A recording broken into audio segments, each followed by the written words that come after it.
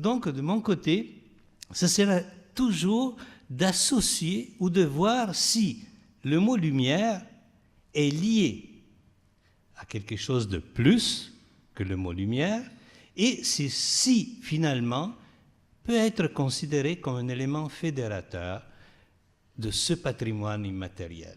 Vous savez, le patrimoine immatériel, tout simplement pour vous donner quelques petits détails, l'UNESCO l'a défini il n'y a pas longtemps, d'accord, il y a à peu près une dizaine d'années, et puis il va des traditions, des expressions orales, à la musique, au théâtre, aux activités sociales et rituelles, mais ça va aussi au savoir-faire.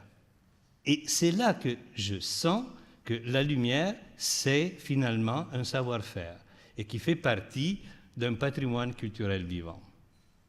Alors, la question que je pose, comme ça à la fin, on ne pourra pas me poser de questions, c'est le patrimoine immatériel n'est donc pas une valeur figée, mais une notion qui implique une évolution. Pouvons-nous alors voir la lumière comme un protagoniste important du patrimoine immatériel? Et là, je suis allé voir un peu ce qu'on dit de la lumière, et j'ai découvert que quand on parle de lumière, presque en même temps, on parle du feu. On parle du feu et du fait que jusqu'à quand cette présence de feu n'était pas là, bien, les gens vivaient avec une lumière solaire. Donc, pour faire une différence sur ce qu'on voit, souvent, même tout à l'heure, je regardais, je disais, souvent quand on parle de lumière, c'est drôle, on associe ça à artificiel, on oublie au naturel. Alors, voilà qu'on voit que la grande partie de la vie sur Terre s'est faite sans présence de lumière dite artificielle. Mais à un certain moment, quand on a eu cette première relation avec le feu, voilà qu'il s'instaure une nouvelle relation entre l'homme, cette matière, et son utilisation. Et naturellement, la plus grande, pas la plus grande, mais une des importantes utilisations du feu a été d'être une source de lumière. Il est clair, la vraie utilisation du feu, c'est le pouvoir, d'accord ? Dans le sens qu'on peut incendier plein de choses. Mais en fin de compte, l'important, c'est de sentir qu'avec le feu, on pouvait, à un certain moment, changer ou aller plus loin dans ce que c'était la période de vie qu'on avait. Ce type de réflexion nous amène à dire que oui, depuis toujours, elle est présente dans l'évolution et les études de l'être humain. Mais à quel moment ce feu a commencé à modifier les façons de vivre? Chose intéressante, cette lumière commence à avoir un sens aussi avec la couleur. La lumière, depuis toujours, sert à révéler certains éléments que, par exemple, pendant le jour, nous ne voyons pas. Voilà que l'arrivée alors de cette partie que nous avons appelée feu sert à nous révéler l'autre côté de la Terre. C'est un peu comme l'algèbre. Vous savez, quand on est petit, on fait les mathématiques. On découvre tout ce qui c'est 1, 2, 3, 4.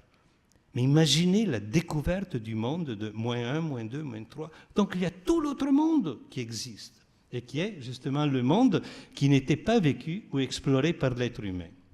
Vous vous rendez compte, le Panthéon.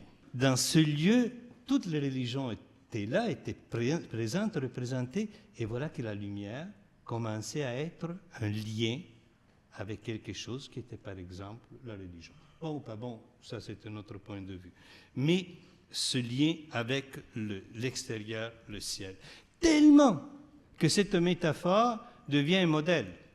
Et c'est le modèle de la pensée médiévale. C'est là qu'on a le bien, le mal, et que la lumière, c'est ce Dieu. Pourquoi on parle de lumière? Eh bien, parce que parfois on n'arrive pas à maîtriser le manque de lumière. Et ce manque de perception visuelle donc, fait que quand il n'y a pas de lumière, il y a le mal. Le ciel noir, le ciel gris, d'accord, nous donne cet esprit dans lequel nous sommes fermés, renfermés, et les ténèbres sont associées à la perte de repères, sensoriels et moraux. Voilà donc que de nouveau, la lumière devient une partie de comment vit l'être humain. Voilà que nos bâtiments, donc nous les mettons de plus en plus en lumière et on les met en lumière le soir.